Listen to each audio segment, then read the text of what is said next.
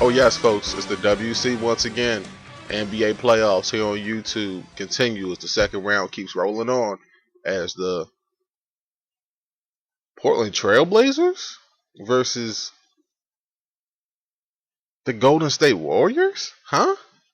Don't you know what? No, this is not brand new. Okay, all right. Let's just go ahead and call it for what it is. The Trailblazers just took advantage of a perfect storm. Let's just call it for what it is. I mean, let's just call it for what it is. Um, they did what they were supposed to do. They advanced, but everything just kind of went their way. I mean, it is what it is. Now, let's just go ahead straight and get into the coaching matchup. Terry Stotts versus Steve Kerr or Luke Walton or whichever one you want to kind of sub in, I guess. Um, Terry Stotts is basically. I mean, I'm not saying that Terry Stotts is a bad coach. He's not a bad coach. Very talented guy. But there's no way in the world that the Trailblazers were going to beat the Clippers without that perfect storm of Redick being half hurt, Chris Paul being done for the playoffs, Blake Griffin being done for the playoffs, but Stotts did what he was supposed to do. He coached his team to have the killer instinct to finish the series, and the Trailblazers did that. So bravo to Terry Stotts. He deserves it. They deserve to be here, regardless of me being sarcastic in the beginning of this video. Very good coach. He basically put his team in this position to be here, and there's nothing light about it. There's nothing funny about it. But perfect storm. I'm still gonna say it. And then you look at Steve Kerr.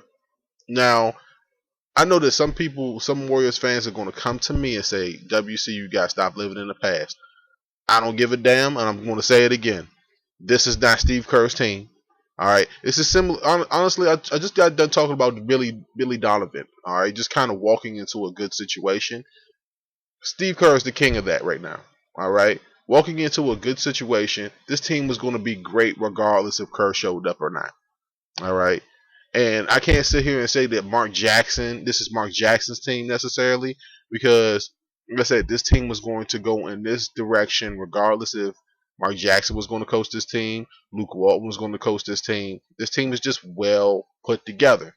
All right. So, I'm not going to sit up here and say that Steve Kerr didn't have something to do with this team having a record 53 wins and all this good other stuff. I'm not going to sit there and say that. But in this coaching matchup, believe it or not, it's pretty damn even. I mean, I'm just going to go ahead and I'm going to say push. To push. All right. Push, push. Push, push, push on the coaching matchup. I don't give a damn what none of these I don't give a damn what none of these Warrior fans say. It's a push. I don't care. Coach of the year, not. I don't care. Push. So, with all that being said, the key matchup that I want people to watch out for. All right. Now, Steph Curry, I don't know if Steph Curry's going to play during this series. Flip a coin, I don't know. All right. I'm just going to take him out of the situation for a second, because I don't know how much of a factor he's going to be in this series, but I'm pretty sure he's going to play during this series. All right. All right, don't quote me on it. Don't bet me on it. But I'm pretty sure he'll be there in this series. But the matchup that I want everybody to focus on, to watch out for, is a matchup that nobody's probably going to be really thinking about, but most people should think about. All right, the matchup of Mason Plumlee potentially against Draymond Green, Bogut. You know, Plumlee is a large part of the reason why Portland was able to finish off the Clippers in the first round. Um, Plumlee's game is he's been taking his game to a whole new level. I think that he averaged a double double in the first round.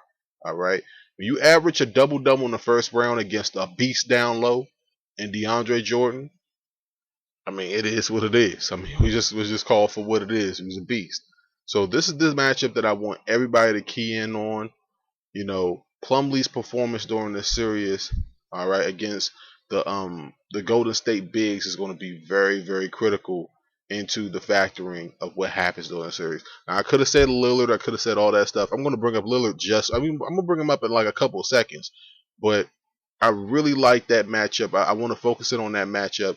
I think that Draymond Green is very versatile. He probably stretch Plumlee out to the 3-point line, get him out of the lane a little bit, which will open up rebounds for guys like Iguodala or Livingston or Thompson. Those guys can contribute on the boards to try to control the pace against um, Portland, who runs just as fast as a pace as as Golden State. This should be a track meet. All right, this matchup should be a track meet both ways, and I think the rebounding is going to be very, very, very important. So Plumlee versus Green versus Bogut.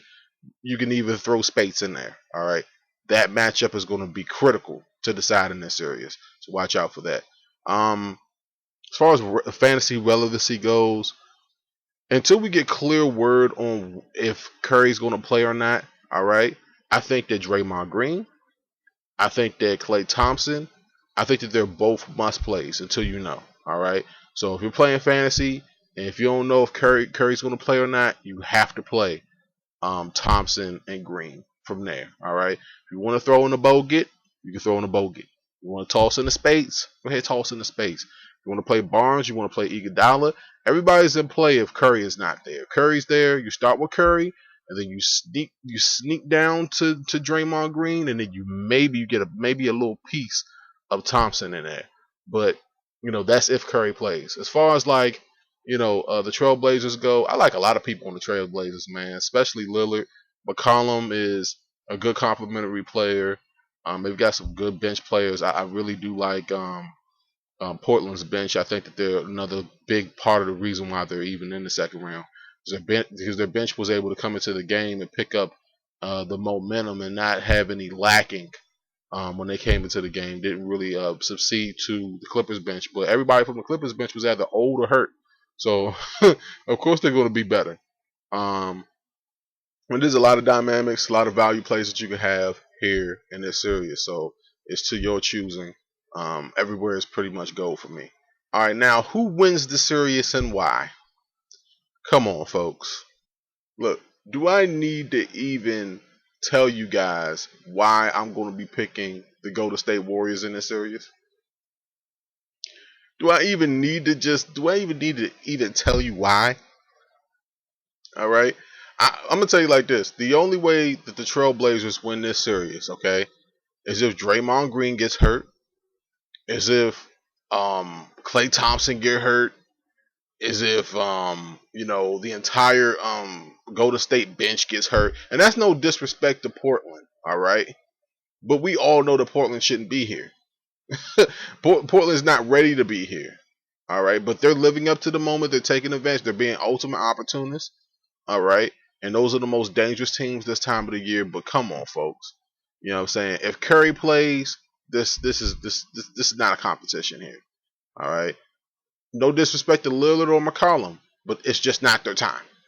They're still babies in the NFL, in the NBA. They're still babies. So let me know how you guys feel. It's the WC. I think that Golden State wins this series in 5 games. So let me know how you guys feel. It's the WC. It's the NBA playoffs here on YouTube. And until next time, folks, peace out.